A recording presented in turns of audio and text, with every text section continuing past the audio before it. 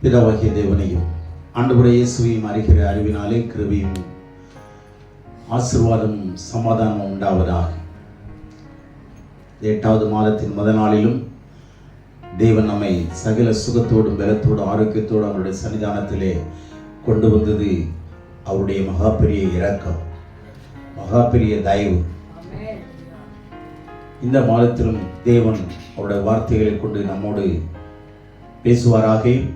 இந்த வார்த்தைகள் நம்முடைய வாழ்க்கையிலே ஆணித்தரமாய் அதை ஏற்றுக்கொண்டு அதன்படி நடக்க தேவன் தாமே நமக்கு ஒத்தாசை செய்வாராக. இன்றைக்கு இந்த கால வேளையிலே கர்த்தருடைய சன்னிதானத்தில் காணப்படுகிற உங்களை யாவரையும் இயேசுவின் இன்ப நாமத்தில் வாழ்த்துவது மகிழ்ச்சி அடைகிறேன். இந்த செய்தி ஆன்லைன் மூலமாய் கேட்கிற தேவனுடைய பிள்ளைகளையும் தேவன் தாமே ஆசீர்வதிப்பாராக. வழக்கமாக நமக்கு வாக்குத்தத்தங்களை கேட்டு பழக்கமாகிவிட்டது. ஆனால் வாக்குத்தத்தங்களை கொடுத்தவர் கடவுள், அதை அவர்தான் நிறைவேற்றுவார். ஆனால் அதன் பின்னே இருக்கிற நிபந்தனைகள் தான் அந்த வாக்குத்தத்தத்தை நிறைவேற்றுவதற்கு ஆதாரமான ஒன்று. நாம் அல்லது சபை என்ன செய்கிறது என்றால் வாக்குத்தத்தத்தை பெற்றுக்கொள்ளுகிறது, நிபந்தனைகளை விட்டு விடுகிறது. ஒரு பொருளை வாங்குறோம், பெற்றுக்கொள்றோம், அதை எப்படி செய்யணுங்கிற அந்த செய்முறையை நம்ம தெரியலன்னா பெற்றுக்கொண்டது சரியான முறையில் செய்து அதை சாப்பிட முடியாது. புதுசாக ஒரு பொருளை நம்ம எங்கேயோ ஒரு இடத்துல வாங்கி சாப்பிட்ற பொருளை பதார்த்தத்தை இது எப்படி செய்கிறாங்கன்னு கேட்டுக்கிறோம். அது ரொம்ப டேஸ்டாக இருக்குதுன்னு புரிஞ்சதுனால, அறிந்து கொண்டதுனால அது நாம் செய்யும்படி விரும்புகிறோம். ஆனால் அதே பொருளை வாங்கிடுறோம் கடையில். ஆனால் எது தேவை? அந்த செய்முறை பக்குவம் தேவை. இப்போ அந்த செய்முறை பக்குவம் தெரியலன்னா வாங்கின பொருள் என்ன ஆகிடும்? வீணாயிடும். இதுதான் தேவன் வாக்குத்தத்தங்களை அருளுகிறார், தந்து அருளுகிறார், கொடுத்து அருளுகிறார், எழுந்து அருளுகிறார், நம்முடைய ஜெபத்தை கேட்டு அருளுகிறார். தமிழில் நல்லா இருக்கு அந்த வார்த்தை, கேட்டு அருளுகிறார், எழுந்து அருளுகிறார், கொடுத்து அருளுகிறார். இந்த வார்த்தையில எனக்கு ரொம்ப பிடிக்கும். சரி, அருளின வாக்குத்தத்தம் யார் நிறைவேற்றணும்னா அவர் தான் நிறைவேற்றுவார். ஆனால் நிறைவேற்றுவதற்கு நிபந்தனைகள் அவசியம். வேதத்தில் நிபந்தனை இல்லாத ஆசீர்வாதம் இல்லை. Everywhere we find conditional promises. Hallelujah. நிபந்தனைக்குட்பட்ட ஆசீர்வாதங்களை தான் எங்கேயுமே நம்ம பார்க்க முடியும். ஆகவே நம்ம பழக்கமா இருக்கிற அந்த சுபாவத்தை மாற்றிக்கொண்டு நிபந்தனைக்குள்ளே கடந்து போவோம். ஹல்லேலூயா. ஆகவே அதற்கான வசனம் நீதிமொழியின் புஸ்தகம் 4ஆம் அதிகாரம் 22-23 பாருங்க.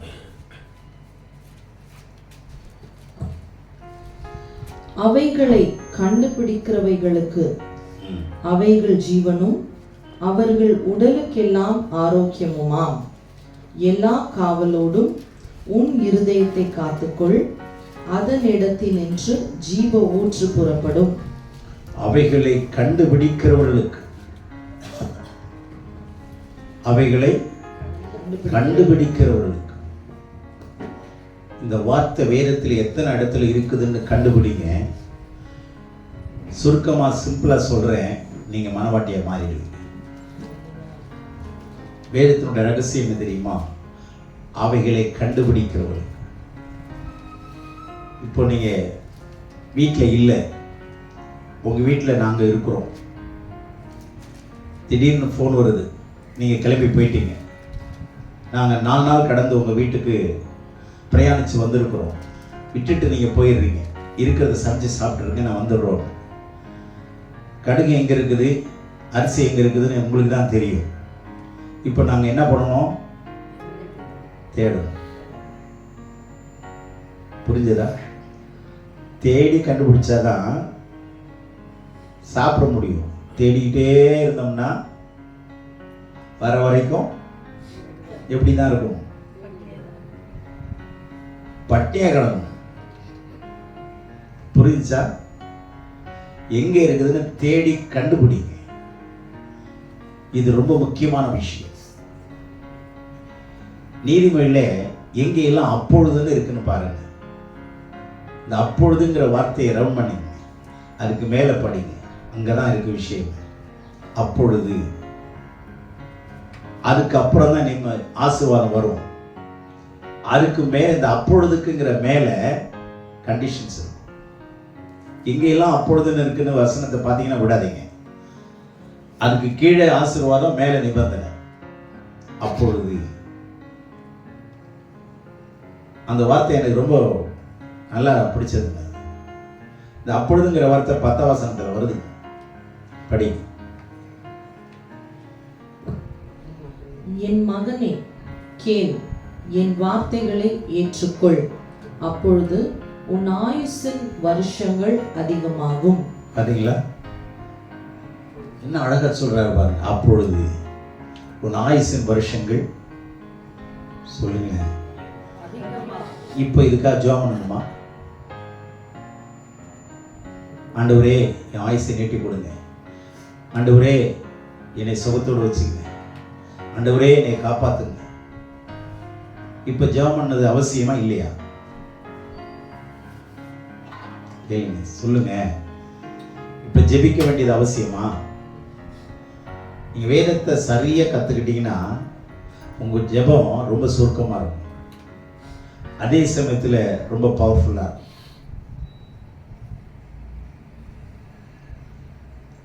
இதெல்லாம் நம்ம அறிந்து கொள்ள வேண்டிய சத்தியம். அப்பொழுது,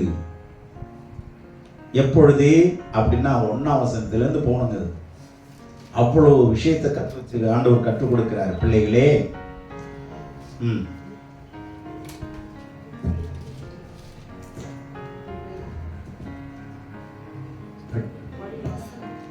ஒன்னாம் வசனத்திலிருந்து, பிள்ளைகளே நீங்கள் தகப்பன் போதகத்தை கேட்டு புத்திமதியை அடையும்படி கவனியுங்கள். இது ஒவ்வொன்றும் நல்லா கவனிச்சுங்க. பிள்ளைகளே நீங்கள் தகப்பன் போதகத்தை கேளுங்க. தகப்பன் போதகத்தை, போதகத்துக்குள்ள என்ன இருக்குங்க? போதகத்துக்குள்ளே போதகர் அப்படின்னா போய் தகர் அப்படின்னு அர்த்தம். போய், அப்போ போதகத்துக்குள்ளே தகர்க்க வேண்டிய கருவிகள் இருக்கு, உடைக்க வேண்டிய ஆதாரங்கள் இருக்கு, சோர்சஸ்.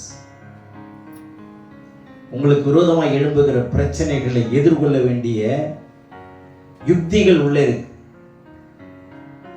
போதகத்துக்குள்ளே கண்டிப்பு இருக்கு, போதகத்துக்குள்ளே அறிவுரை இருக்கு. பிரசங்கம் நல்லா இருக்கு, ஆனா போதகத்தை ஏற்றுக்கொள்ள எங்களுக்கு நேரம் இல்லை. இதுதான் இன்றைக்கு நிலைமை. எல்லா சபை பாருங்க, 10,000 பேர் இருக்கிற சபையில் கூட இன்னைக்கு வாக்குத்தத்த ஆராதனைன்னு வச்சுக்கிறாங்க. இப்போ அது போற அத்தனை பேரும் எந்த மயக்கத்துல தான் ஓடுறாங்க? வாக்குத்தத்தங்கிற மயக்கத்துல தான். ஆனா அது எப்படி நிறைவேறும்னு சொல்றாங்களா? இல்ல அதை ஏற்றுக்கொள்ள கட்டாயப்படுத்துறாங்களா? அதுக்கான போதகத்தை தர்றாங்களா? இல்லை. நன்றாய் புரிந்து கொள்ளும், நன்றாய் புரிந்து கொள்ளும். நம்ம கொஞ்சம் பேரா இருந்தாலும் ஒவ்வொருத்தரும் தங்கமா இருந்தா, ஒருத்தர் 2 பேர், ஒருத்தர் 1000 பேர், 2 பேர் 10,000 பேரை திரட்டக்கூடிய வல்லமையுடையவர்களாய் மாறுவோம். ஆமென், அல்லேலூயா. ஆகவே போதகத்தை கேட்கணும், புத்தியை அடையணும். நான் உங்களுக்கு நற்போதகத்தை தருகிறேன். என்ன போதகம்? இப்போ நற்போதகம், நல்ல போதகங்க. இதை விட வெளியில வேற எங்கேயுமே நல்ல போதகம் கிடைக்காது. போதகத்தை வெறுத்தீங்கன்னா நீங்க கடவுளுடைய சங்கத்தை விட்டே தூரமா போயிடுவீங்க. ஒருத்தர் போதகத்தை விரும்பல, வெறும் வசனத்தை மாத்திரம் கேட்கிறாங்க, டீச்சிங் எனக்கு வேணாம் அப்படின்னா, கண்டிப்பா சொல்றேன், உங்க வாழ்க்கையில் எந்த ஒரு மாற்றமும் நடக்கவே நடக்காது. ஏமாற்றம் அதிகமா இருக்கும் எதிர்காலத்தில். உங்க ஜெபம் கேட்கப்படாது. நல்லா புரிந்து கொள்ளுங்க. போதகத்தை தள்ளாதேன்னு இருக்கு. நான் போதகத்தை தருகிறேன். என் உபதேசத்தை விடாதிருங்கள். எங்கேயாவது பிரசங்கத்தை விடாதிருங்கள் இருக்கா? உபதேசத்தை விடாதீர்கள். பிரசங்கங்கிறது ஒரு வசனத்தை வச்சு நீங்க பேசிட்டு போயிடலாம். அதுல நிபந்தனைலாம் இருக்காது. ஆசீர்வாதம் நிறைய இருக்கும், ஆசீர்வாதங்கள் நிறைய இருக்கும். ஆனா உபதேசத்துக்குள்ள நிறைய கண்டிப்பு இருக்கும், கடிந்து கொள்ளுதல் இருக்கும், அறிவுரை இருக்கும், உறுத்துதல் இருக்கும். அறிவுரை என்ன செய்யும்? உறுத்துதலை கொண்டு வரும். அதுதான் இன்னைக்கு இல்லைங்க. மேலோட்டமா ஆசீர்வதிப்பார் ஆசீர்வதிப்பார். எந்த கார்லையும் பாருங்க, என் சமூகம் உனக்கு முன்னே போகும் எழுதிடுவாங்க. எப்போ போவோம்? யாருக்கு முன்னே போவோம்? அதுதானே உண்மை. எல்லாரும் எழுதுனா எல்லாரும் போவோமா? சொல்லுங்க. நம்ம கீழே இருக்கிற காரில் எந்த வசனமும் இல்லை. எழுதக்கூடாது நான் சொல்லலை, எழுதணும்னு நினைச்சிட்டு இருக்கிற நேரம் இல்லை. ஆனா காக்கப்படாம இருக்கிறோமா? எழுதுனாதான் காக்கப்படணும்னு அர்த்தம் இல்லை. எழுதுறது தப்புன்னு நான் சொல்லலை. ஆனா எந்த நோக்கத்துக்காக எழுதுறோம், யாருக்கு இந்த வார்த்தை அப்ளை ஆகும், அதான உண்மை. அதை சொல்லிக் கொடுக்குறோமா? இல்லை. ஆகவே உபதேசத்தை விடாதிருக்கு. உபதேசத்தை என்ன பண்ணக்கூடாது? விடாது. வேகமா. நான் என் தகப்பனுக்கு பிரியமான குமாரனும் என் தாய்க்கு மிகவும் அருமையான ஒரே பிள்ளையுமானவன். அவர் எனக்கு போதித்து சொன்னது, அவர் எனக்கு போதித்து சொன்னது எல்லாமே இந்த போதனை தொடர்ந்து வந்துட்டே இருக்கு பாருங்க. போதித்து சொன்னது, உன் இருதயம் என் வார்த்தைகளை காத்துக்கொள்ள கடவுது. நல்ல கவனிங்க, இது இங்கதான் ரொம்ப முக்கியம். உன் இருதயம் என் வார்த்தைகளை காக்க கடவுள். இன்னொரு அதிகாரத்தில் என்ன இருக்கு தெரியுமா? உன் இருதயத்திற்கு ஞானம் இன்பமாயிருக்கும், பிரவேசிக்கும். ஞானம் எங்க பிரவேசிக்குமா? இருதயத்தில் பிரவேசிக்கும். அறிவு எங்க பிரவேசிக்கும்? ஆத்மாவிலே. நல்லா புரிஞ்சுங்க. நமக்கு ஆவி, ஆத்மா, சரீரம் இருக்கு. இந்த வசனம் மூணையுமே பிரிச்சு பிரிச்சு சொல்லும். அதை நீங்க கவனிக்கணும். ஆத்மாவுக்கு அறிவு இன்பமாயிருக்கும். ஆத்மாவுக்கு ஆமா, நாக்குக்கு அவங்க விரும்புற ஆகாரம் இன்பமாயிருக்கும் இல்லையா? நாக்குக்கு ருசி தேவை. ருசி இல்லைன்னா சாப்பிட மாட்டாங்க, பசிக்கு இல்லையா? அப்ப நல்லா கவனிங்க, ஒவ்வொன்றுக்கும் ஒரு டேஸ்ட் இருக்கு. அப்போ அறிவு, ஞானத்தை, ஆத்மாவுக்கு என்ன முக்கியம்னா அறிவு தான் இன்பமாயிருக்கும். ஆவிக்கு எது இன்பமாயிருக்கும்? ஞானம். ஆவிக்கு அதான் இருதயம். இருதயங்கிறது ஆவி, மனிதனுடைய ஆவி. அப்ப ஆவி எங்க ஞானம் எங்க போகுது? மனுஷனுடைய ஆவியாகிய இருதயத்தை. நான் புரியும்படியா பேசுறேன், நல்லா புரிந்து கொள்ளு. தனித்தனியா பிரிச்சு பிரிச்சு டாக்டர்ஸ் எப்படி நம்முடைய சரீரத்தை பிரிச்சு பிரிச்சு அவங்க போதிச்சு சொல்லி தராங்களோ, அதே மாதிரி வேதமா நமக்கு பிரிச்சு சொல்லி தருது. நிறைய மெத்தட்ஸ் இருக்கு, கற்றுக்கொள்றதுல நேரம் இல்லை இப்போ. ஆகவே நல்லா சொல்றேன், கவனிங்க. உங்களுடைய ஆவிக்கு ஞானம் இன்பமாயிருக்கும், உங்களுடைய ஆத்மாவுக்கு அறிவு இன்பமாயிருக்கும். இப்போ அறிவையும் அடையணும், ஞானத்தையும் அடையணும். அப்போ உன் இருதயம் என் வார்த்தைகளை என்ன பண்ணணும்? காக்க கடவுதுன்னா என்ன அர்த்தம்? காக்கிறதுனா என்ன?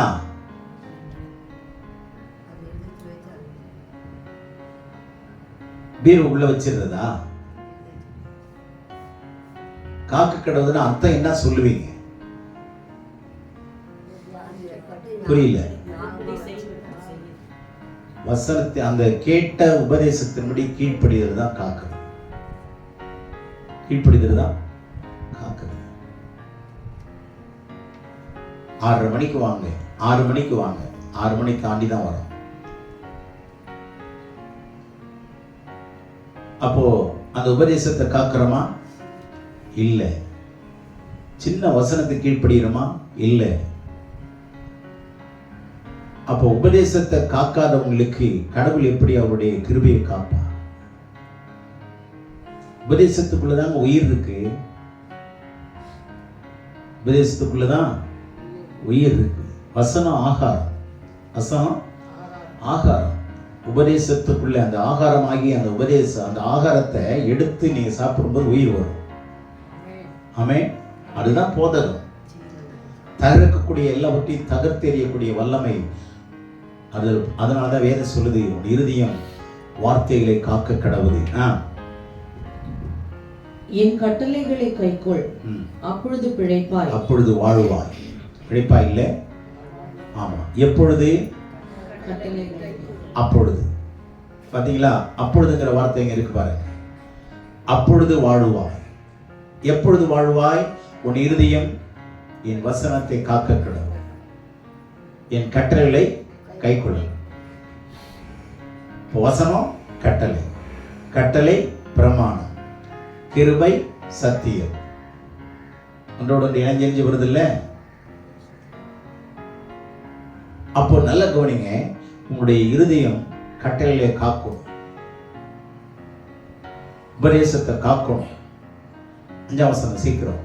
ஞானத்தை சம்பாதி, புத்தியையும் சம்பாதி. எதை சம்பாதிக்கணும்? புத்தியும் சம்பாதி. இந்த ஞானமும் புத்தியும் என்னங்க? நான் என்ன கேட்கிறேன், உங்களுடைய சகோதரி யாரு? நமக்கு சகோதரி யாருங்க? நமக்கு சகோதரி யாரு?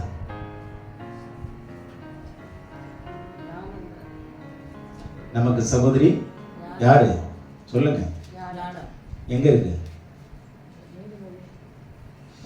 7ஆம் அதிகாரம் 5ஆம் வசனம் பாருங்க. ஞானத்தை நோக்கி நீ என் சகோதரி என்றும், புத்தியை பார்த்து நீ என் இனத்தால் என்றும் சொல்வாயாக. பாத்தீங்களா? நம்முடைய சகோதரி யாருதான்? என்னுடைய சிஸ்டர் யாரு? ஞானம். என்னுடைய இனத்தால் யாரு? புத்தி. இப்ப புத்திங்க பாத்தீங்களா? என்னுடைய இனத்தால் புத்தி. என்னுடைய சகோதரி யாரு? என்னுடைய ஞானம். பேரு நல்ல நிறைய பேர் வச்சிருப்பாங்க ஞானம், ஆனா ஞானமே இருக்காது. என்ன அழகான வார்த்தை பாத்தீங்களா? நமக்குள்ள என்ன, நம்ம சொந்த பந்தத்தை தேடி என்னுடைய சகோதரி, நம்முடைய அக்கா, தங்கச்சி, தம்பி, அண்ணன் சொல்லிட்டு ஓடுறோம். ஆனா வேதம் சொல்லுது, உன்னுடைய சகோதரி யாரு? ஞானம். உன்னுடைய இனத்தால் யாரு? புத்தி, அறிவுதான். ஞானம் விவேகமும் உன்னுடைய சகோதரி, புத்தி அறிவும் உன்னுடைய இனத்தால். புத்தியும் அறிவையும் பிரிக்க முடியாது, ரெண்டு ஒன்றோடு ஒன்று இருக்கும். That is inseparable, indivisible. அதே மாதிரி ஞானமும் விவேகமும் இன்டிவிசிபிள், பிரிக்க முடியாது. ரெண்டு ஒன்னோட ஒன்று இணைஞ்சது. கிருபையும் சத்தியமும் ஒன்னோட ஒன்று இணைஞ்சது. ஆமா, இதெல்லாம் வேதத்திலிருந்து நம்ம எடுத்து படிச்சு பாருங்க, ஆச்சரியமா இருக்கும். இப்போ ஞானத்தை என்ன பண்ணணும்? ஆமா, சம்பாதிக்கணும். ஞானத்தை சம்பாதி. ஆமா, ஆனா ஞானத்தை சம்பாதிக்கிறோமா? அத்தனை வயசுல ஞானம் அடைஞ்சிருக்கிறோமா? ஒருத்தன் போய் உட்கார்ந்தான், புத்தர் மாதிரி நம்ம போய் மரத்து கீழே உட்கார்ந்து ஞானத்தை அடையணும் அப்படின்னு உட்கார்றான். மாச கணக்கு உட்கார்றான், ஞானமே வர மாட்டேங்குது. அப்புறம் என்ன சொல்லிட்டு போறான், ஐயோ இது போதி மரம் இல்லை. அப்புறம் தான் அவனுக்கு தெரியும், போதி மரத்துல போய் உட்கார்ந்து அவர் ஞானம் அடைஞ்சாராம். புரியுதா? கவனிங்க, ஞானம் எந்த மரத்திலையும் கிடைக்காதுங்க. ஞானங்கிறது யாருன்னா 1 Corinthians 1ஆம் அதிகாரம் 31ஆம் வசனம். இயேசுவே நமக்கு ஞானமும் நீதியும் பரிசுத்தமும் மீட்பும் அறிவும் புத்தியும் விவேகமும் எல்லாம் அவர் தாங்க. இப்போ இனத்தால் யாரு? சகோதரி யாரு? இயேசுதான். அவர் தான் ஞானம். அவரை சம்பாதி. இப்ப புரிஞ்சா? இப்ப புரிஞ்சா? ஞானத்தை சம்பாதினா யாரை சம்பாதிங்க? இயேசுவை சம்பாதிங்க. அதாங்க நிபந்தனை. அப்பொழுது நீங்கள் வாழ்வீர்கள். ஞானத்தை சம்பாதிங்க, புத்தியை சம்பாதிங்க. பணத்தை சம்பாதிச்சா கண்டிப்பா பணம் தேவை. ஆனா பண ஆசை எல்லாவற்றுக்கும், எல்லா தீமைக்கும் வேறு, எல்லா தீமைக்கும் வேறு. பணம் தேவைதான், பணம் இல்லாமல் வாழ முடியாது, பணம் இல்லாமல் ஊழியமும் செய்ய முடியாது. நான் ஊழியக்காரனாலும் பணமே தொடாமல் நான் ஊழியம் செய்ய மாட்டேன், முடியாது, தேவை. ஆனால் பணத்தின் மேலே நமக்கு என்ன இருக்கக்கூடாது? ஆசை இருக்கக்கூடாது.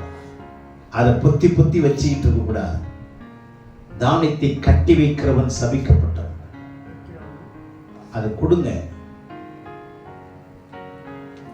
அப்போ நீங்க 1 மடங்கு கொடுத்தீங்கன்னா கண்டிப்பா கவனிங்க, ஈசாக்கு 100 மடங்கு, உபாகம் 1:11 1000 மடங்கு, ரெபெக்காளுக்கு கோடி கோடியாய் பெருகுவாய். பாத்தீங்களா? 100 1000 இங்கே கோடி. புரிஞ்சா? நீங்க கட்டி வைக்க பார்க்காதீங்க. வாரி இறைத்து விருத்தி அடைவார். வாரி இறைத்து ஏழை ஆக மாட்டாங்க. ஆமா, பேசாதீங்க. ரைட்டு, ரைட்டு தான். ஏழையாக முடியாது. வாரி இறைத்து விருத்தி அடைவார். தானியத்தை கட்டி வைக்க பார்க்காதீங்க. யாருக்கு ஆண்டவரை நான் கொடுக்கணும் கேட்டு பாருங்களேன். என்னைக்கு அது கேட்குறோம். சம்பளம் வருது, ஆண்டவரை யாருக்கு நான் கொடுக்கணும்னு என்னைக்காவது கேட்டிருக்கோமா? எந்த கடன்காரனுக்கு கொடுக்கணும்னு தான் யோசிப்போம். முதல்ல எவனுக்கு கொடுக்கணும்? முதல் இஎம்ஐ எத்தனை? 1ஆம் தேதியா 2ஆம் தேதியா? 10ஆம் தேதி 2வது இஎம்ஐ, 5ஆம் தேதி முதல் இஎம்ஐ. ஓகே, முதல்ல அதுக்கு எடுத்து வை. அப்படி தானே ப்ரையாரிட்டைஸ் பண்ணுவோம்.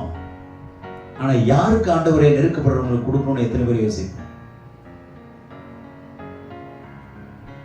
சிறுமிப்பட்டவர் மேல் சிந்தை ஒரு பாக்கியவான். சிறுமிப்பட்டவர் மேல் இயேசு அதுதாங்க செஞ்சாரு. நம்ம என்ன பண்றோம்? நமக்கு என்ன வேணும், நமக்கு என்ன கொடுக்கணும், முதல்ல எங்க வைக்கணும், எங்க செலவு பண்ணணும், இதுதான் யோசிக்கணும். பிறனுக்கான வழியை நோக்குவானாக. இந்த சத்தியம்ல எங்க போகுது? தனக்கான வழி அல்ல, பிறனுக்கான வழி நோக்குவானாக. நீங்க அப்படி செஞ்சு பாருங்க. உங்களுடைய காரியங்களை கடவுள் நோக்கிறாரா இல்லையா பாருங்க. உங்க காரியம், உங்களுடைய பள்ளங்கள் மூடப்பட்டிருப்பதை காண்பீர்கள். மூடப்படாத பள்ளங்கள், மூட முடியாத பள்ளங்கள் இருக்கா? நீங்க கொஞ்ச நாள்ல பாத்தீங்கன்னா அதெல்லாம் காணாம போயிருக்கும். கொஞ்ச நாள்ல நீங்க உற்று பார்த்தா அங்க இருந்திருக்காது, எப்போ காணாம போயிருக்கும். இந்த சத்தியத்தெல்லாம் நம்ம நிறைய புரிஞ்சுக்கணும். சரி, அடுத்தது டைம் இல்லை. அப்புறம் 6ஆம் வசனம். ஞானத்தை சம்பாதி, புத்தியை சம்பாதி, என் வாயின் வார்த்தைகளை மறவாமலும் விட்டு விலகாமலும் இரு. விட்டு விலகாமலும் இரு. அதை விடாதே, அது உன்னை தற்காக்கும்.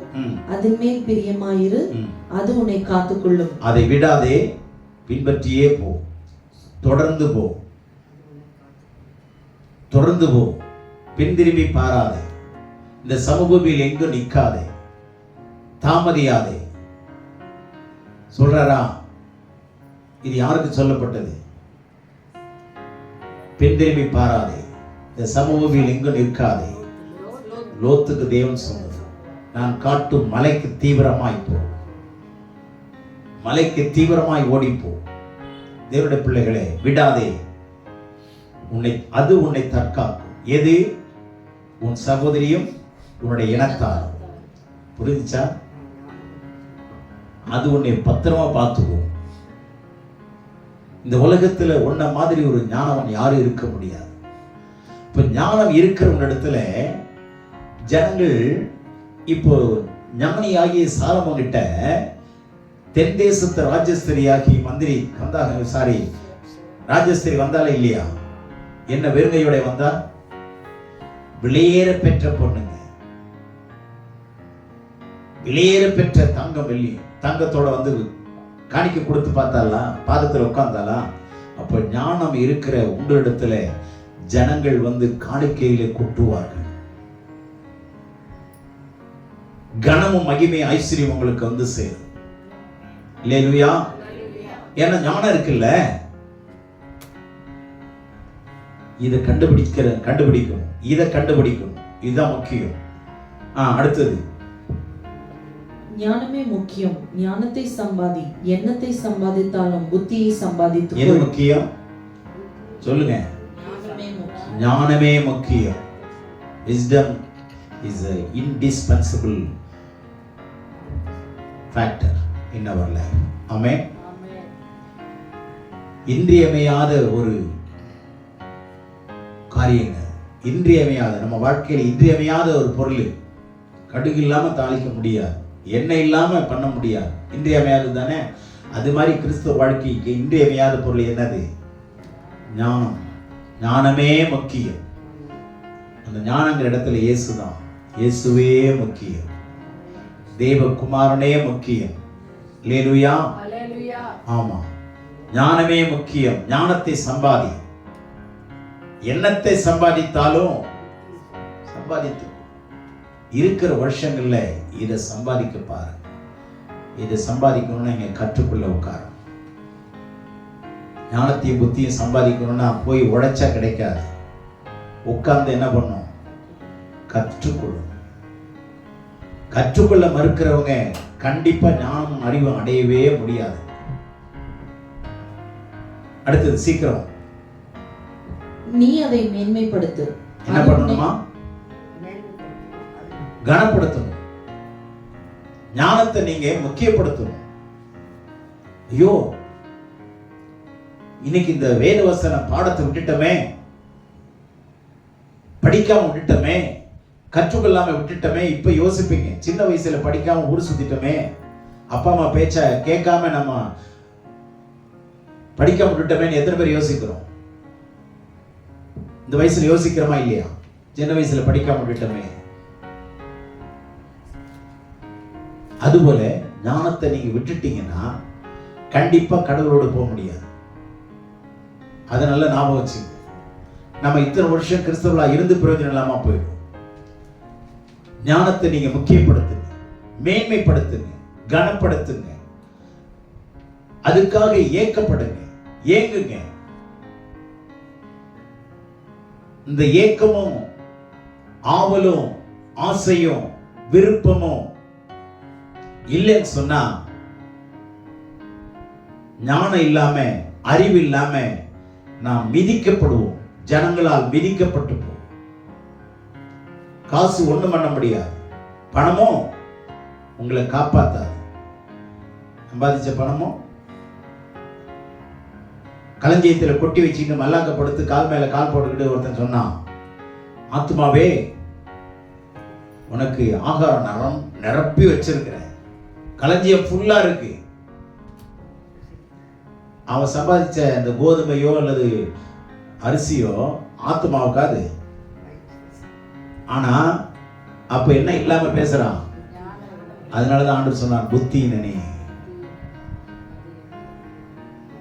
தேவனுடைய பிள்ளைகள் நல்லா கவனிங்க, அதை மேன்மைப்படுத்து. அது உன் தலைக்கு அலங்காரமா. அது உன்னை மேன்மைப்படுத்து. நீ மேன்மைப்படுத்தினா, ஆமா, அது உன்னை கனப்படுத்து. உன்னை கனப்படுத்துவாங்க ஜனங்கள். நீங்க மேன்மைப்படுத்தினீங்கன்னா அது உங்களை மேன்மைப்படுத்தும். நீ அதை தழுவி கொண்டால் அது உன்னை கனம் பண்ணும். பார்த்தீங்களா? அது உங்களை என்ன பண்ணுமா?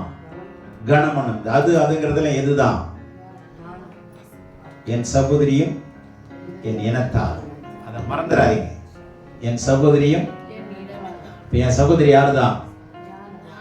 சொல்லுங்க. ஆமா, விஸ்டம், ஞானம். சகோதரி கிட்ட என்ன பண்ணாதீங்க? கோச்சிக்காதீங்க. சகோதரி கிட்ட என்ன பண்ணக்கூடாது? சண்டை போடக்கூடாது. சகோதரியை விரோதிச்சிடாதீங்க. புரியுதுங்களா? இனத்தால தள்ளி வச்சிடாதீங்க. அது உன்னை என்ன பண்ணும்? கனம் பண்ணுமா? மேன்மைப்படுத்தும், தழுவிக்கொள்ளும். அப்புறம் 9, அது உன் தலைக்கு அலங்காரமான முடியை கொடுக்கும். உங்களுக்கு முடியே இல்லைனாலும் பரவாயில்ல, உங்களுக்கு முடியே இல்லை, வழுக்கையா இருக்குங்க, கவலைப்படாதீங்க. அது உங்களுக்கு அலங்காரமான முடியை கொடுக்குமா? முடியை கெடுக்காது. முடியே இல்லைனாலும் உங்களுக்கு விசேஷமான முடியை கொண்டு வந்து தலையில வைக்குங்க. அது கிரீடமாய் மாறும். அல்லேலூயா. உங்கள் தலைக்கு அலங்காரமான முடி. நம்ம முடியெல்லாம் கொட்டி போயிடும். எவ்வளவு பேர் என்ன கவலைங்க, முடி கொட்டி போச்சு. இந்த முடி இல்லைன்னு எத்தனை பேருக்கு கவலைப்படுறீங்க? இருக்கிற முடி அலங்காரப்படுத்திட்டு எவ்வளவோ டிசைன் எல்லாம் கொண்டா போடுறாங்க. காரணம் இல்லாமல் கொண்ட சண்டை போடுறவங்களும், பின் இல்லாம கொண்ட போடுறவங்களும் சாமர்த்தியவாதி. புரியுதுங்களா? ஆனா இந்த விஷயம் நமக்கு தேவையா இருக்குதா பாருங்க. அலங்காரமான முடியை தரும். அது மகிமையான கிரீடத்தை உனக்கு சூட்டும். என்ன அழகான வார்த்தைங்க. glorious crown of glory. You will be decorated with a crown of glory. மகிமையான கிரீடத்தினால் நீங்கள் அலங்கரிக்கப்படுவீர்கள். இந்த 42வது அதிகாரம் யோபுல சொல்றாரு, decorate yourself. deck yourself னு இருக்கும் KJV-ல. deck yourself. உங்களை நீங்களே அலங்கரித்துக் கொள்ளுங்கள். இப்ப கடவுள் இதெல்லாம் நமக்கு கொடுப்பாரா, நாமளே நம்ம அலங்காரம் பண்ணிக்கிறதா? இது இப்ப சொல்லுங்க.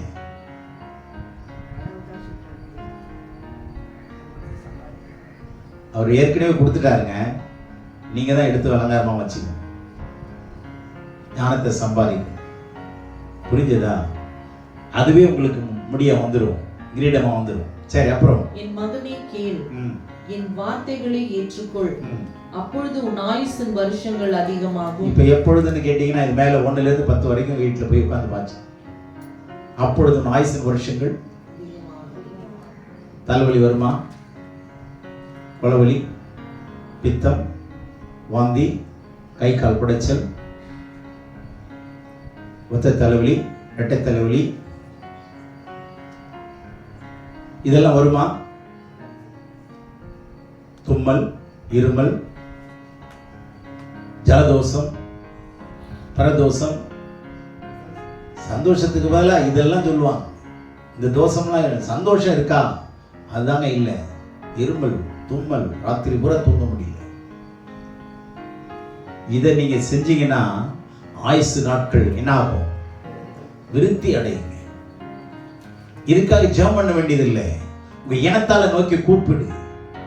உன் சகோதரியை சத்தமிட்டு அழை. இருக்கா இல்லையா? கூப்பிடுங்க. அப்பதான் உங்கள் ஆயுசு நாட்கள் பெருகும். இப்ப 22க்கு வாங்க, டைம் இல்லை. அவைகளை கண்டுபிடிக்கிறவர்களுக்கு ஜீவனும், அவைகள் பன்மையில இருக்கு பாருங்க, அவைகள் ஜீவனும், அவர்கள் உடலுக்கு எல்லாம் ஆரோக்கியமுமா. என்னங்க அழகான வார்த்தை. உடலுக்கு எல்லாம் ஆரோக்கியம். ஸ்கின் டிசீஸ் நோ, வராது. தலைவலி வராது. BP normal, sugar normal. இதுல குறை வைக்கிறதுனால தான் நம்ம வாழ்க்கையில குறை இருக்கு, சரீரத்துல குறை இருக்கு. புரிஞ்சதா? இப்ப நமக்கு வியாதியே வர்றது எதனாலதான்? கடவுள் கொடுக்கிறாரா? கண்டுபிடிக்க தெரியலங்க. கண்டுபிடிக்க தெரியல. எங்க ஞானம் இருக்கு? எதுக்குள்ள வல்லமை இருக்கு? எதுக்குள்ள அறிவு இருக்கு? கண்டுபிடிங்க. இல்லங்க, வாழைப்பழத்தை கொடுத்தாலும் தோலை உரிச்சு கொடுத்தா என்ன நினைங்க? அதனாலதான் பழமொழி சொல்லுவாங்க, சோம்பேறிக்கு தோலோட வாழைப்பழம். ஏன்னா அதை கூட உரிச்சு கொடுக்கணுமா சோம்பேறிக்கு. புரிஞ்சுச்சா? அப்ப சோம்பேறிக்கு சோறு கிடைக்காதுல்ல. அடுத்த தடவை கொடுக்க பார்ப்பீங்க. கொடுத்தா கொண்டு போய் கொடுத்தா ஊட்டி விடுவோம்மா. அடப்படா, அவனுக்கு கொடுக்கறத விட சும்மா கிடக்கலாம், பட்டியா கிடக்கணும்ல. கண்டுபிடிங்க. உட்கார்ந்து தேடுங்க. ஆண்டவர்கிட்ட கேளுங்க, ஆண்டவரே எனக்கு அறிவை கொடுங்க, புத்தியை கொடுங்க, கண்டுபிடிக்க திறனை கொடுங்க. பணத்தை 500 ரூபாய் வச்சுட்டோம்னா தேடுறோம்ல, எங்க வச்சுட்டோம்னு மறந்துட்டோம்ல, தேடுறோமா இல்லையா? அப்ப அறிவை தேடணும்ல. கண்டுபிடிக்கிறவர்கள் சிலர். அதனால தான் ஆண்டவர் சொன்னாரு, அழைக்கப்பட்ட அநேகர் தெரிந்து கொள்ளப்பட்டவர்களோ வெரி ஃபியூ, வெரி ஃபியூ, ரொம்ப ரொம்ப கம்மிங்க. கிறிஸ்தவர் நிறைய பேர் இருக்கிறாங்க. நம்ம சபையில நிறைய பேர் இருக்கணும்னு நான் ஆண்டவர் கொடுத்தா ஓகே. ஆனா இருக்கிறவங்க ஞானமுள்ளவர்களா இருங்க, அறிவுள்ளவர்களா இருங்க, புத்தி உள்ளவர்களா இருங்க, வேகம் உள்ளவர்களா இருங்க. பக்தி உள்ளவர்களாய் மாத்திரம் இல்ல, புத்தி உள்ளவர்களா இருக்கணும். ஆமென். பக்தி மாத்திரம் இல்ல, என்ன இருக்கணும்? தெய்வீக புத்தி இருக்கணும், அறிவு இருக்கணும், ஆற்றல் இருக்கணும். அவைகளை கண்டுபிடிக்கிறவர்களுக்கு அவைகள் ஜீவன். அடுத்தது அவர்கள் உடலுக்கெல்லாம் ஆரோக்கியம்.